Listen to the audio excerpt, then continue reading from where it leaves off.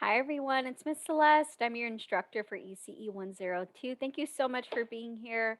I really hope that these videos are really helpful in diving deep into our course objectives. So, this week is week two, part eight, along our journey here. But before we get started, I do want to just remind you of a few things regarding assignments and just the week um, agenda here. So just making sure that we are doing the discussion and you're replying often. Journals due Saturday, assignments are due Sunday. And just also to note back up to the discussion that replies are due Saturday, but you are required to respond on different days. So you are not to do everything in one day. The purpose is to collaborate, conversate throughout the week.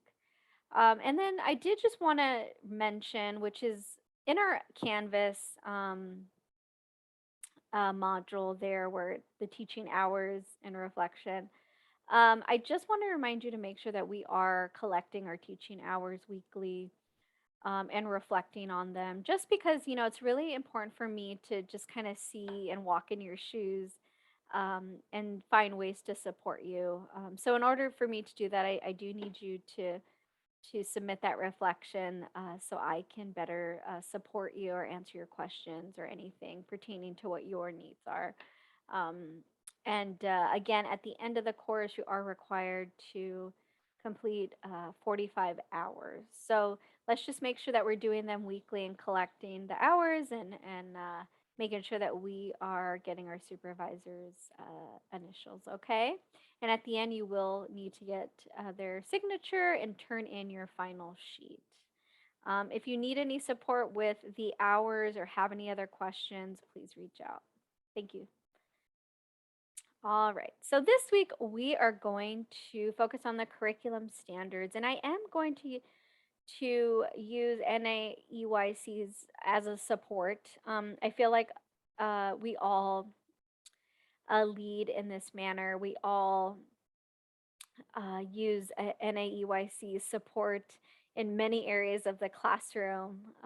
If you have not visited their website, I encourage you to do. Um, so, you know, so in terms of curriculum standards, curriculum should be formed by the knowledge of individual children. It's really important that we focus on the individual aspect. And again, I probably won't say that uh, or can't say that enough. A well articulated curriculum guides teachers so they can plan learning experiences that promote children's growth across a broad range of developmental and content areas. A curriculum also helps ensure that the teacher is intentional in planning a daily schedule and really maximizes the children's acquisition of desired knowledge and skills through the effective use of time, material, and offers many opportunities for children to learn through play and through structured activities.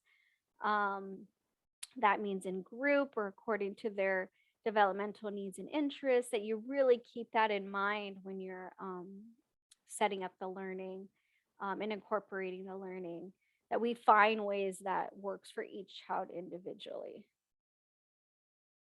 Curriculum should include many areas, right? A comprehensive curriculum includes content, concepts, and activities that foster social, emotional, physical, language, and cognitive development. Curriculum of cognitive development includes areas like literacy, math, science, technology, social studies, health and safety, creative expression, and appreciation for arts. So these are just some ideas and suggestions in terms of what curriculum should include. It's important that curriculum implements many ways that reflects the family values and beliefs and experiences, cultures, language, and again, tying into the culture aspect that I've spoken about in my previous videos um, of just really valuing those cultures and including them and bringing them part of the classroom daily. So for an example, I definitely, had a separate shelf in my classroom where the children could visit And that could be books in other languages, listen to certain music, maybe instruments. They really love music. So I really liked with that group of children incorporating many different instruments that were used and just really, giving that visual hands on experience. And of course, books is something that's really fun and interactive, with them. That was helpful. The classroom in pertain, specifically for the curriculum, the material and equipment used to implement the curriculum could be something like books, like I mentioned, music, dolls, puzzles, and many other materials. But it definitely should represent, um, the lives of children in your center or school and their families. So, again, bringing similarities together and connecting those. Curriculum materials should also represent the diverse cultures, the language, ages, abilities, um, genders found in society as a whole. So, again, you're bringing the community into the classroom, which is a very important thing. Each class environment should contain a rich variety of things to engage young learners. So the children should be very active in the environment. But in order to be very active, we have to keep the material of interest and also changing it if it's something that maybe they're not interested in, and just kind of keeping that cycle going consistently and rapidly as they're growing and their brains are developing and continuing to connect. It's important that we keep up with that. Look for materials that are interactive and encourage exploration and experimentation and discovery. That's so fun. I remember doing the butterfly life cycle with my toddlers, and that was such a fun experiment and discovery that we all got to do together. Um, from start to finish, letting the butterfly fly. Um, freely, of course, and just the whole experience. And later on, I I had parents ask, oh, he or she really wants to do this at home, and I'm like, oh boy.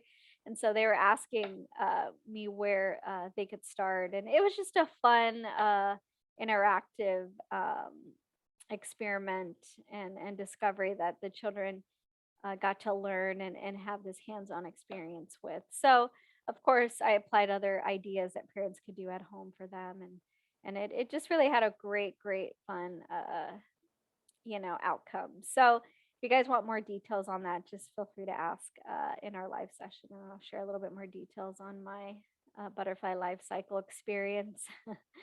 Okay. And then to encourage and support independent use, classroom materials and equipment must be very much accessible to all children. So, of course, when you're setting up your classroom, you should have shelves at their level, everything at their level that you want them to see. So, anything really high and out of sight, they will not see. Um, and another key point is to support children's developing interests and skill levels, material and equipment can change over time. I kind of mentioned that. So, reflect on the current curriculum concepts and content, and just making sure that we are consistently rotating and keeping it engaging and fun. Here's an example of just a curriculum idea of what an ECE classroom followed, specifically Montessori philosophy. Um, and these would be the core areas of the classroom. So typically, when you go in a classroom, you would have a science area, um, very much a practical life, cultural area, sensorial, language, and math. And that would be pretty much the basic of a toddler. It can get a lot more detailed in having zoology, botany, um, and just many other areas to that, a language area, a culture area, I mean, and, implementing different languages that they get to visit, every week and every day. So again, you can definitely expand and broaden the different areas of the classroom. But I really liked the way that this was kind of laid out and talking about how much the social emotional, which is at the top here, um, and how much all of these areas are being exercised in their learning through practical life, culture, sensorial language, math, and science, because we're really trying to build upon that independence, that confidence, that respect, that grace and courtesy. So that's being kind and just being mindful of others, caring and self-esteem. So again, that social emotional is something that has to be established young. I encourage a lot of conversations in the classroom, a lot of options for them to experience their confidence and independence. The more they learn about themselves and capabilities, the more they want to learn more and the more they get excited.